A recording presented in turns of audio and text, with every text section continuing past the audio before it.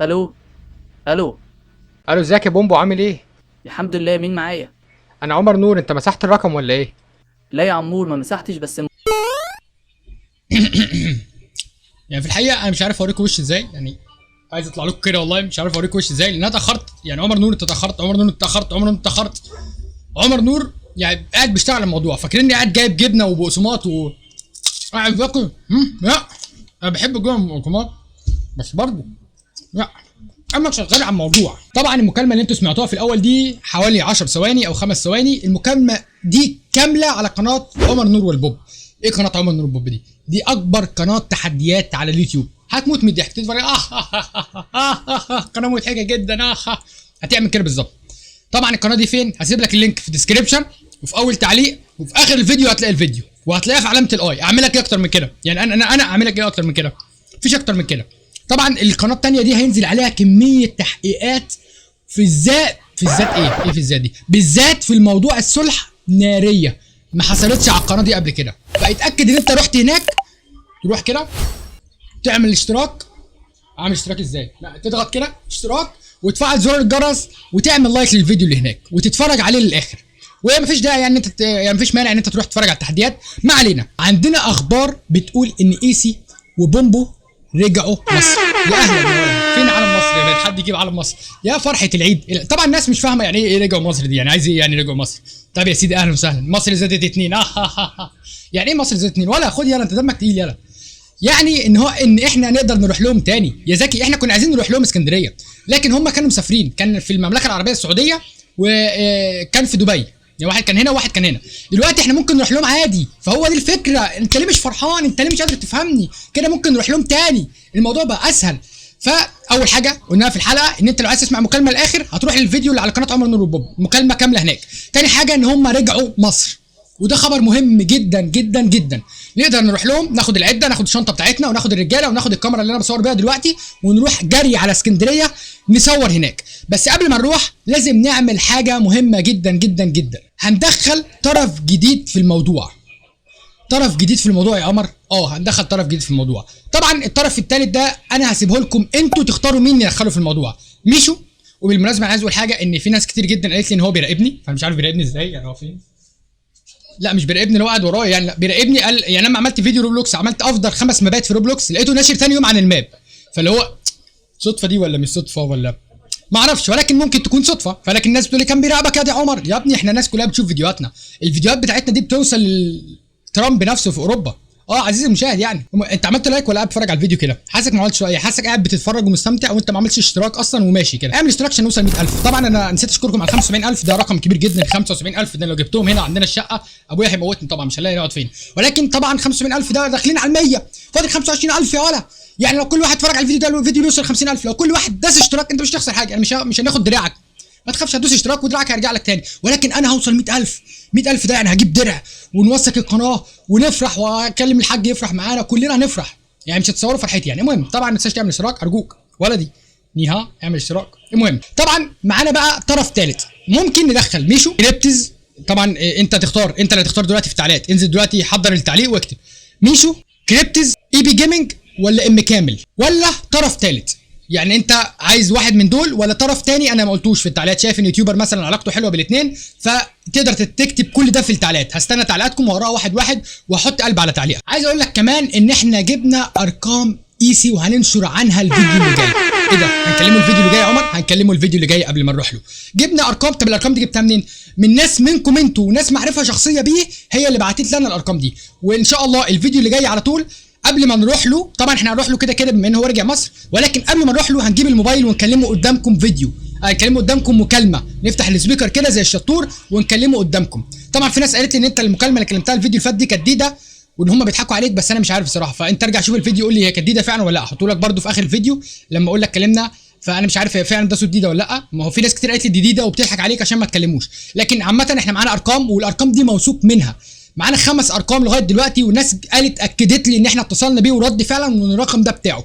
فان شاء الله طبعا ما اعرفش الارقام بتاعت مين، ولكن قعدوا يحلفوا لي ان الارقام دي بتاعته. فالفيديو اللي جاي على طول احنا هنكلم الارقام دي قدامكم. يبقى كده هنروح له اسكندريه وهنكلم الارقام دي قدامكم وهندخل طرف ثالث في الموضوع. والمكالمه كامله هتلاقيها على قناه عمر نور والبوب. هسيب لك الفيديو في اخر الفيديو ده. السؤال هنا بقى، تحبوا لما يرجعوا اصور معاهم ولا لا؟ يعني انتوا عايزين مثلا بومبو وايسي وعمر نور، ولا هما الاثنين بس وانا اطلع بره يعني امشي انا؟ فيا ريت تقول لي فعلا انتوا حابين ان انا اصور معاهم ولا لا، لان ده موضوع مهم جدا، لان هم هيرجعوا. وتحبوا لما يرجعوا على سلسله ماينكرافت ولا لا؟ لان انا لقيت تعليقات كتير جدا جدا جدا جايه ارجعوا على سلسله ماينكرافت، ارجعوا على سلسله ماينكرافت. عرفوا الناس، يعني الناس عايزه تعرف لما ترجع تصور ايه يا جدعان، هنصور ماينكرافت ولا نصور جي تي اي في، ولا هنعمل سلسله في مثلا في لعبه امونج اس؟ فانت برضو لازم تكون معرفهم. فاهم حاجه ان انت تقول لنا هل لما يرجعوا تحب ان هم يصوروا في ماينكرافت السلسله اللي هم كانوا عاملينها، ولا يصوروا في حاجه تانية؟ لو حاجه تانية تحب يصوروا في ايه؟ انزل اكتب في التعليقات، هستنى تعليقاتكم كلها. هشوف يعني ايدي هتوجعني بس مش مشكله، هرد على تعليقاتكم كلها. حاجه كمان، الناس قالت لي يا عمر عايزينك تعمل بث مباشر. بث مباشر ايه؟ بث مباشر ده اللي هو لايف يعني. ليه بقول انجلش؟ لو حد اجنبي عدى ولا حاجه ايه ما يفهم الفيديو يعني. اجنبي سبسكرايب وانت معدي، ها بليز جيف مي 1 سبسكرايب او 2 سبسكرايب، يعني مش اي حاجه. المهم، طبعا انا عايز اقول لك على حاجه، انت ممكن تعمل اشتراك من عندك بس تليفون اخوك ما عملش اشتراك، فتفتح تليفون اخوك تسرقه كده، يعني مش بحرضك على الفساد، لا يوتيوب اوعى تفهمني غلط. تفتح تليفون اخوك وتروح عامل سبسكرايب لاخوك ايه عمر نور عشان نوصل ل 100,000 مشترك. قول له مش مهم يلا، انت مش مهم، ده واحد انت كده كده ما بتتفرجش عليا يا عم، بس اعمل سبسكرايب عشان انا اوصل 100,000. المهم، طبعا الناس قالت لي افتح بس مباشر رد على اسئلتنا، فايه رايكم في الاقتراح ده؟ انا مش عارف، انا فتحت بس مباشر واحد بس على اليوتيوب، انا بقالي على اليوتيوب دلوقتي حوالي 6 سنين بنشر بشكل مستمر، فيعني طلعت لايف واحد بس، كنت اصغر من كده بكتير ورديت على سيركم. فالناس عايزه ان انا افتح لايف. طب الناس اللي عايزاني افتح لايف تحب ان انا افتح لايف بتكلم عن موضوع الصلح، يعني مثلا اجاوبك انا اصلا اتكلمت مع الاثنين، فتحب ان انا اقول لك ده بيفكر ازاي وده بيفكر ازاي واجاوبك عليه، ولا لايف عن عمر نور عايز تسالني انا؟ عامة مفيش مشكلة، يعني ممكن افتح لايف ونجاوب على الاثنين، نجاوب على ده ونجاوب على ده، مفيش أي مشكلة خالص. أنا كده كده بحب أصلا لايفات، وأحب إن أنا يعني على طول بطلع لايفات، ساعات بطلع لايفات كتير جدا على الانستجرام بتاعي أهو، بطلع لايفات كتير جدا عليه. فممكن يطلع على اليوتيوب عادي، مفيش مشكلة يعني، إيه المشكلة؟ ممكن يطلع لايف، بس عرفني عايز أتكلم في إيه، أو كده كده لما أفتح لايف مثلا قولي مثلا عايزين نفتح إمتى ونفتح ونتكلم في أي حاجة، إن شاء الله حتى نتكلم في الفجل، بكام الفجل النهارده، عندنا كام فجلة كده، ممكن نتكلم في أي حاجة. اوكي طيب يا شباب، حاجه كمان كنت عايز اسالكم فيها معلش، ان احنا هل مثلا انتوا تحبوا ان احنا واحنا رايحين نصور الفلوج ولا لا؟ يعني واحنا رايحين لايس اسكندريه تحب ان احنا نصور الفلوج ولا لا؟ فكر كده، وانا هاكل ايه حته جبنه، فكر نحب نصور الفلوج ولا لا؟ فكر فكر هنروح ولا لا؟ هنروح. طب هنصور ولا لا؟ فكر. هستنى تعليقاتكم تحت في ان شاء الله في الكومنتات، لان الموضوع زي ده يعني مثلا انا مش عارف، تخيل لو احنا صورنا ورحنا هناك قال لي ممنوع التصوير، كابتن ممنوع التصوير ما ينفعش تتصور، هنعمل ايه بقى؟ هنعمل ايه؟ ولكن عامه انا ممكن اعمل فيديوهين، فيديو واحنا رايحين وفيديو نعمله معاه هناك، هو كده كده شخص طيب مش هيمانع، نروح نعمل معاه فيديو. وليه بقى انت مخاصمه بقى؟ وممكن نخطفه في توك توك، نجيب توك توك كده ونخطفه ونجيبه على مصر، نصالحه بقى نقول له ايه اقعد معانا. طبعا يا جماعه انا بجد الموضوع ده بعيدا عن الهزار، ان هم لازم يقعدوا مع بعض، لازم يقعدوا مع بعض فيس تو فيس كده، لان الناس دي بينها عشره، الناس دي قعدت مع بعض 3 سنين، ف3 سنين دي مده كبيره جدا، فاول ما انت عارف المصري كده اول ما بيشوف حد كده بيقول له بياخده بالحضن، طب تعالى يا ابني انت حبيبي، فاهم يعني انا حبيبي تعالى بالحضن. فلازم يقعدوا مع بعض ولازم يشوفوا بعض وش في وش. فاللي احنا نعمله لما انا اروح ان احنا هنجيب ده يتقابل مع ده في كافيه او اي مكان كده ويقعدوا، وانا طبعا هبقى قاعد عشان ما يمسكوش في بعض، اقول له انت اقعد هنا وانت اقعد هنا وانا اقعد في النص زي الحكم كده، وانتوا متخانقين ليه، ويبداوا ايه يتصالحوا، لان طبعا هم يعني عشره 3 سنين بيصوروا مع بعض، دي عشره كبيره، اول ما بيشوفوا بعض والله يتصالحوا صدقني، وخليك فاكر كلامي، طبعا هم هيتصالحوا. والناس اللي بتقول عمر نور انا بحبك عشان انت بتصالحهم، حبيبي انا الموضوع ده انا عامله عشان كنتوا بس، يعني انا عامله عشانك انت بس، ولولا ان انت واثق في عمر نور ما كنتش هتعمل اشتراك، ما كنتش هتتابع الفيديوهات، فدي حاجه فوق دماغي، فوق الطاقيه بتاعتي، ان انت بتثق فيا وان انت بتحبني، دي حاجه من عند ربنا الحمد لله. وانا كمان والله عايز اقول لك ان انا بحبك وان انا بعمل الفيديوهات دي عشانك، وانا قاعد بص في الحر الرينج لايت ضربه في عيني عشان خاطرك، يعني تلاحظ ان ورايا ذل كده عامل زي باتمان، ده عشان الرينج لايت ضربه في عيني، انا بستحمل عيني عشان خاطرك والله، عشان خاطرك، بص عيني عامله ازاي عشان خاطرك ما علينا. تمام، فبس هنصور ان شاء الله الفلوج ونجيبهم فيس تو فيس يقعدوا كده مع بعض، يقعدوا مع بعض، لازم يقعدوا مع بعض عشان يتصالحوا. فقول لي بقى كده احنا هنعمل ايه بقى بالترتيب، عشان لو حد داخل الحلقه متاخر هنكلمه الحلقه اللي جايه، على طول لازم تتاكد ان انت عامل اشتراك وتفعل زر الجرس عشان تشوفها، الحلقه اللي جايه على طول هنكلمه، الحلقه اللي بعدها هنروح له، وطبعا هندخل بين الحلقتين طرف ثالث، يعني الحلقه ممكن نكلمه في حلقه ونجيب طرف ثالث في حلقه ونروح له الحلقه الاخيره، ودي هتكون الحلقه الاخيره في سلسله الصلح ان شاء الله، على اساس ان احنا ايه هنجيبه بقى خلاص هيقعد يتصالح بقى، اقعد يتصالح كلمه. تمام، فعايز اقول لكم على حاجه برضو، احنا بنعمل سلسله في ماينكرافت اسطوريه عمرك ما شفتها على يوتيوب نهائي.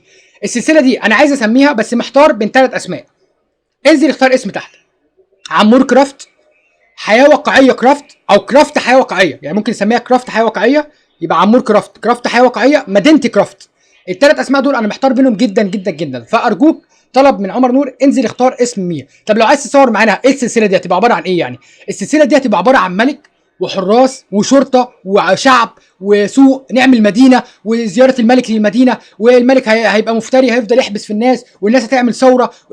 كل حاجه حياه واقعيه هتبقى في المدينه دي، ناس بقى شغاله وناس قضاه وناس محامين وناس ضباط وناس شرطه والملك وقصر، ونعمل مستشفيات والملك هيزور المستشفيات والمرضى ويسلم عليهم، كل حاجه، والشعب هينقلب على الملك. مش عايز احرق لكم السلسله، ولكن عايز اقول لك ان هي تبقى سلسله روعه الروعه. فاختار اسم من الثلاثه، مدينتي كرافت، كرافت حياه واقعيه، عمور كرافت. طب لو انت عايز تصور معانا مثلا، انت شايف ان انت مثلا ظابط ينفع تبقى ظابط في القريه، خش على الديسك. اهم حاجه يبقى عندك ميكروفون زي ده، او مش شرط زي ده يعني، ميكروفون يلقط صوت حلو، ويبقى عندك سماعه تقدر تسمعنا منها، ويبقى الصوت نقي. بس احنا مش عايزين اكتر من كده. تبدا تخش على الديسكورد تكلمني يا عمر نور لو سمحت انا عايز اصور معاك، هقول لك يا عم تعالى من بيتك يعني مكانك. بس شباب عشان ما اطولش عليكم اكتر من كده، هو ده الفيديو بتاع النهارده. يلا سلام. بص كفراتك طبعا، ده بيت اخوك يعني، عايزك تقعد انت هنا، انا هسيب الفيديو وامشي، اقعد انت هنا. يلا سلام عليكم. انا نسيت اقفل الفيديو، يا لهوي انتوا قاعدين هنا. I don't think so. No, no, no, no. I don't think so. No, no, no, no. It's never, ever, ever, ever, ever, ever gonna happen. I don't think so.